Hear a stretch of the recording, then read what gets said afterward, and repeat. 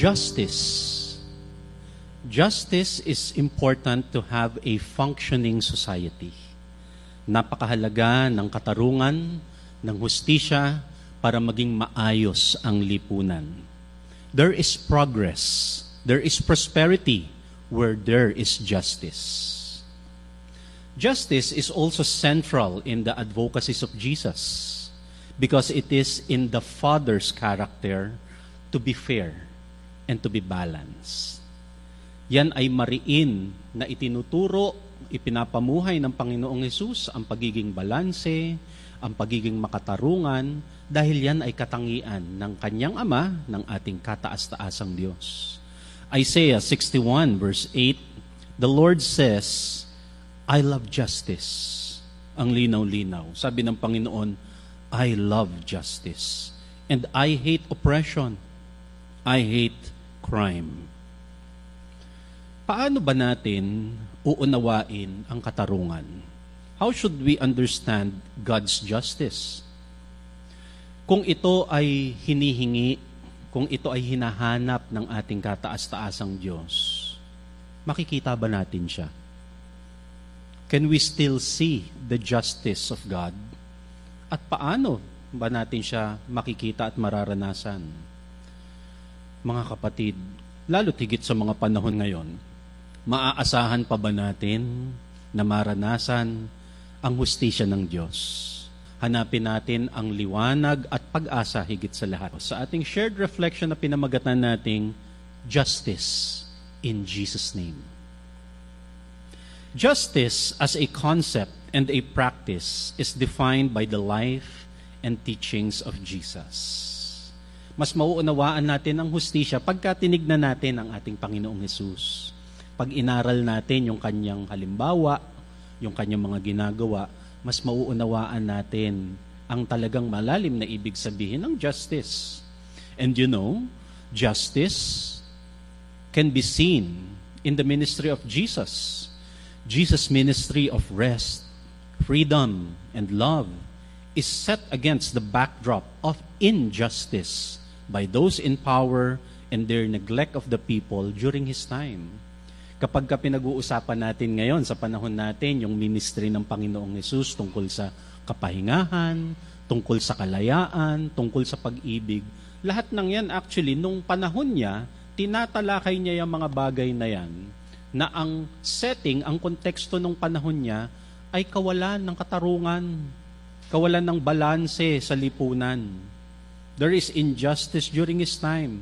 Kaya mahalaga rin, mas makikita natin, mas ma-appreciate natin yung malalim na meaning ng rest, mas malalim na meaning ng freedom at saka love pagka naunawaan natin yung background ng injustice nung panahon ng Panginoong Hesus. At maging sa panahon natin ngayon. Kaya ang lalim din ng kahulugan ng mga katuruan ni Jesus even today. Matthew 5 verse 6, God blesses those who hunger and thirst for justice, for they will be satisfied. Ang Panginoong Hesus mismo ang nagsasalita niyan. Justice is also righteousness. Justice can also be understood as honesty and fairness. Yun lang naman yun eh. Maging honest, maging fair, maging tama. Righteousness is pagiging tama. Justice can also be seen in terms of kindness and mercy. For those, especially who are not treated right. Yun naman talaga ang hustisya. Jesus, as we are pointing out, is the supreme model of justice. Siya ang pinakamataas na halimbawa ng katarungan, ng pagiging balanse, ng magiging tama, ng pagiging fair. And Jesus gives us a moral blueprint and divine authority for seeking justice. Now, as Jesus followers, bilang tagasunod ng Panginoong Hesus, we are also expected to seek and uphold justice. Dapat kasama yan sa hinahanap natin sa buhay. Kung naghahanap tayo ng ligaya, naghahanap tayo ng saya, naghahanap tayo ng pagpapala, kasama din natin dapat hinahanap ang katarungan sa buhay. It should not be separate from our faith. Marami kasi ang akala ay mga social issues yan, pang current events. But no, kailangan nating maintindihan na even during Jesus' time, especially during Jesus' time, ang mga kaharap ng Panginoong Hesus, social issues. Kaya hindi yan hiwalay sa ating pananampalataya. Justice is an application of faith. Matthew 5:13-16, sabi ng Panginoong Hesus, you, mga tagasunod ko, mga followers ko, you are the salt of the earth. But if the salt loses its saltiness, how can it be made salty again? It is no longer good for anything except to be thrown out and trampled underfoot. Sabi niya, bilang liwanag, bilang asin ng sanlibutan, ang purpose ng asin ay magbigay ng panlasa, ng alat, ibig niya sabihin ng meaning sa buhay. At kung mawala yon, kung mawala yung purpose ng paghahanap ng justice for all, para saan pa? Sabi niya gano'n, naging follower kayo. Eh di wala rin palang saysay yun. Kasi nga kasama yan sa ating hinahanap. Sabi pa niya, verse 14, you are the light of the world. A town built on a hill cannot be hidden. Neither do people light a lamp and put it under a bowl. Instead, they put it on its stand, and it gives light to everyone in the house. In the same way, let your light shine before others, that they may see your good deeds and glorify your Father in heaven. Take note, paano daw nag-glorify ang Diyos Ama natin sa langit? Kapag nakikita ng lahat ang ating good deeds. Kapag nakikita ng lahat ang ating liwanag, nag-glorify ang Diyos natin. Kaya kasama sa ating pinapanalangin, kasama sa inaasam natin na pagpapala ang justice. However, what do we mean by justice? Kanina pa tayo justice ng justice. Liwanagin nga natin. How should we understand justice? Unahin natin yung hindi. Justice is not, ito yung not ha, justice is not taking revenge or vengeance. Yan ang una nating kailangang linawin. Marami mga Christian, pag nagpe-pray sila ng, bigyan mo ako ng justice, Lord. Actually, ang nasa puso at isip nila, iganti mo ako. Bawian mo yung mga nang-api sa akin. Yun yung nasa isip. But justice is not taking revenge. Sa system ng old law of ancient Israel, kinakailangan nilang maglagay ng sobrang authority, sobrang pananakot, so they can establish their authority, their supremacy in their tribal society. Noong panahon yun na yun, kasi ancient times eh. Nga lang, as a result, there was always divisions. There will be infighting, there will be civil war, kasi nga kailangan nilang ipako yon, na kailangan parusahan, kailangan may takot. Ang Israel hindi naman talaga naging united even during their time. Remember, there were 12 tribes. So nung nag-attempt sila na maging one kingdom, maya-maya naging north and south kingdom na rin siya. Kaya nga may kingdom of Judea at kingdom of Israel. Kasi na-divide din sila eventually. And eventually, yung dalawang kingdom na yon, nagkanya-kanya rin. Naging 12 tribes na naman din siya. There will be non-stop claim on the right to take revenge. Kasi nga, ang rule, gantihan. Deuteronomy 11:21, kung ano ang inutang, iyon din ang kabayaran. Yun ang rule according to their old text. Kung ano ang inutang, iyon din ang kabayaran. Buhay sa buhay. Mata sa mata. Ngipin sa ngipin, kamay sa kamay, paa sa paa. Ang higpit.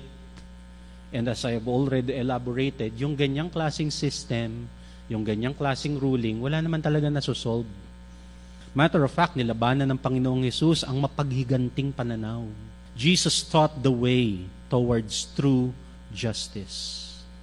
Mga kapatid, hinahanap natin ng hustisya, yes, but we must not mistake justice for vengeance. Pag sinasabi kasing vengeance or revenge, yan yung makapaghiganti ka lang. Makabawi. Makasakit pabalik. Yun ang point ng gantihan eh. Yun ang point ng revenge and vengeance. Nasaan ang justice doon? Sabi nga nung isang commentator sa isang book, the problem with the rule of an eye for an eye, everybody ends up blind. Romans 12:19, Beloved, never avenge yourselves, but leave it to the wrath of God. For it is written, Vengeance is mine, I will repay, says the Lord. Sabi ng verse, vengeance is mine. Sabi ng Diyos, akin ang vengeance. Ibig din sabihin ng akin ang vengeance, no one among you can claim the right to avenge. Ibig din sabihin ng akin ang vengeance, no one among you has the right to take vengeance or revenge. It doesn't belong to anyone. Bakit siya it doesn't belong to anyone? Kasi pare-pareho lang naman kayong may sala. Paano naman yun? Parang lugi naman ako. Siyempre, yun ang iniisip ng marami. Remember, God's justice is embedded in the natural law and in the spiritual realm. Kasi naka-embed na yung rule of balance ng Diyos sa natural law. Kaya sabi sa Galatians chapter 6 verse 7 to 9, do not be misled. Mga tao, mga kapatid, mga kaibigan, huwag kayong malito, huwag kayong padaya, do not be misled. You cannot mock the justice of God. Yung justice of God, naka-embed yan sa natural law. At ano ang sabi ng natural law? You will always harvest what you plant. Babalik at babalik sa'yo kung ano yung inihasik mo. Aanihin at aanihin mo kung ano yung itinanim mo. Merong sariling sistema ang langit dyan. Justice is also not passive acceptance. Yung pagka sinasabi natin na, hayaan mo na yan. Hindi pwedeng hayaan mo na yung evil in the world. Yung pagka naririnig nyo yung, ay wala na tayong magagawa dyan. Hayaan mo na ang justice ng langit dyan. That's not justice. Pagka naririnig nyo yung, ay sa kabilang buhay na lang mananagot yung magnanakaw na yan. Hindi rin ganun ang justice. Alam nyo, hindi yun justice kasi ang tawag doon, justice. So iba ang justice sa justice. At marami ganyan ang tinuturo. Hayaan nyo na yung mga bagay na yan. Huwag na tayo makialam dyan. As I have said a while ago, we can say in our studies na hinahanap ng Diyos ang katarungan dito sa lupa kagaya sa langit. At inaasahan tayo bilang mga tagasunod ng Panginoong Hesus na makiisa sa pananalangin, sa pag-asa na magkaroon ng maayos na lipunan. In this sense, kung hindi passive acceptance ang justice, we can also say that justice requires action.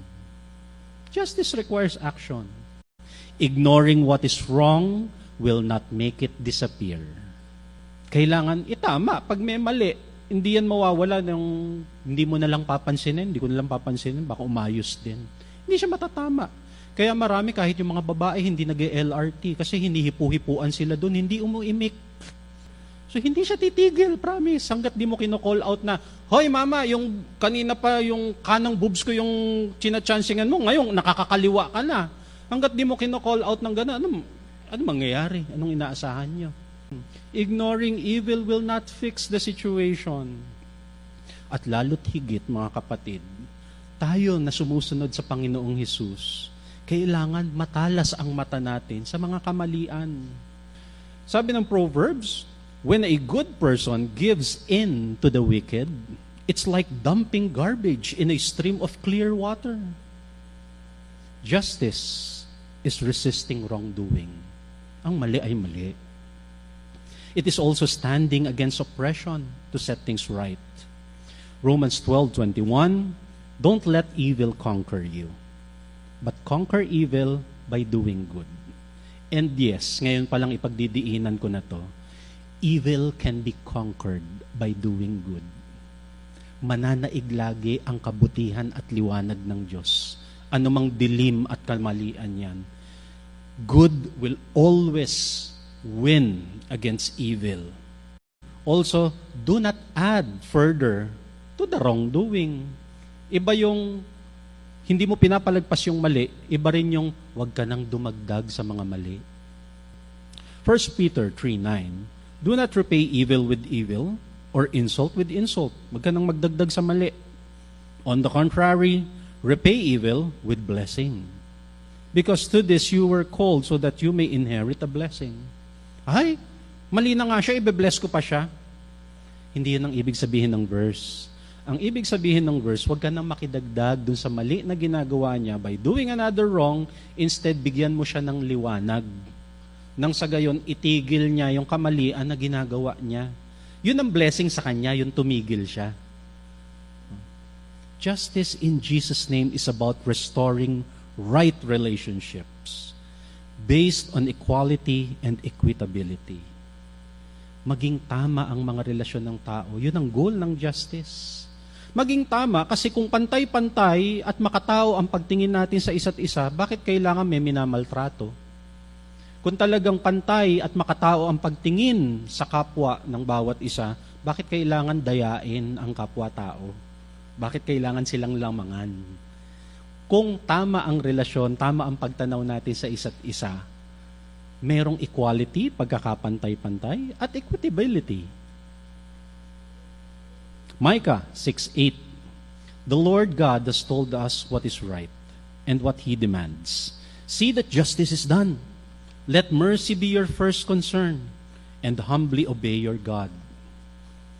Justice in Jesus' name is about caring for the weak and the marginalized. Kaysa gumanti, mas mahalaga na tulungan ang mga naapi at nasaktan kaysa gumanti. Yun ang mas dapat unahin. But also, as we are already pointing out, justice in Jesus' name is also about confronting oppression. Pigilan at tigilan ang katiwalian. So hindi lang siya pinipigilan kasi baka ikaw yung cause. Itigil mo rin. So sama-sama. Isaiah 1:17, learn to do right, seek justice. Kailangan ma-restore yung balanse sa lipunan. Seek justice. Defend the oppressed, as you see. Take up the cause of the fatherless, the orphans, and plead the case of the widows. Ngayon na mas nauunawaan natin ito, mayroong malaking hamon sa atin. Dahil bahagi tayo ng lipunan, tayo ang asin at ilaw ng mundong ito. Simulan natin sa ating mga sarili. Simulan natin sa mga nasa malalapit sa atin. Magpa-correct kapag kinokorek. May mga tao kasi na alam naman nila sa sarili nila na mali naman yung ginagawa. Pero ipipilit i-justify. At ganun ang uso ngayon, i-justify ng i-justify. Dapat malinaw sa atin na hindi dapat nililiko-liko ang katwiran para mailusot ang mali. And remember, not all that is legal is ethical. Kasi merong mga bagay na pasok sa rules. Merong mga bagay na wala sa rules, kaya parang pwede kasi wala namang rules. Mayroong mga bagay na pinilit lang pinasok sa rules, pero alam ng lahat, hindi yan tama. And I think I'll be quoting from Justice Jose Benedicto Luis Reyes nung sinabi niya na fulfilling the law is not necessarily achieving justice.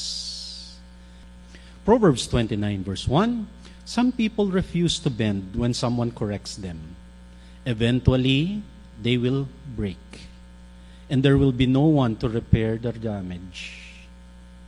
Isa pang kailangan nating isaalang-alang, doing what is right and fair should be celebrated. Dapat nating ipagdiwang yun. Kasi parang minsan, hindi siya napapansin. Pag merong gumagawa ng tama, yung parang di siya pinapansin, dapat ipinagdidiwang siya. Proverbs 21:15, when justice is done, good citizens are glad, and crooks are terrified. And I think, for our Jesus community, for our pamayanan, mga kaibigan, mga kapatid, I want to remind everyone from a very personal note, don't lose hope and energy in doing what is fair and right. Even and most especially when wrongdoer seems to be doing well. Mga kapatid, huwag niyo silang kainggitan. Kasi darating at darating ang pagbabalanse ng mga bagay. Psalm 37 verse 1-2, don't worry about the wicked or envy those who do wrong, for like grass, they soon will fade away. And ako personally, ang dami ko ng kwento nakakita na ganyan. Mga real life stories na akala mo ang tataas nung kanilang mga kinalalagyan nung panahon na may ginagawa silang mali. And nasan sila ngayon? Doing the right thing is a reward in itself. Yung makagawa ka ng tama, blessing na yun. Proverbs 16 verse 8, it is better to have a little honestly earned than to have a large income dishonestly gained. Kasi meron naman bunga ang paghihirap. Lagi niyong iisipin na when you are fair, when you are right, you are in the right position. You are blessed to do what is right. You are blessed to do what is right. Lagi niyong isa puso yun. Huwag kayong manghinawa. Hindi ba kapag maraming gumagawa ng mali, at parang nananamasa pa sila sa paggawa ng mali, ang totoo parang nakakasawa gumawa ng mabuti. Aminin natin, may ganong feeling. Parang nakakapagod magturo ng tama. Kasi mas mayaman pa sila. But then again, I would say, with all my heart, my brothers and sisters, may blessing ang sumusunod sa tama. Iingatan ng Diyos yung mga nakatindig sa tama. When you follow the path of righteousness and justice, the Lord will keep you, the Lord will preserve you, the Lord will bless you. Hindi kayo nagkakamali sa pagsunod sa tama. Psalm 37 verse 28, for the Lord loves justice, and He will never abandon the godly. Hinding-hindi niya iiwan, hinding-hindi niya papabayaan yung nagtitiwala, yung mga sumusunod sa paraan niya. We are in a better spot, I guarantee you, because we are standing in the promises and the goodness of the Lord.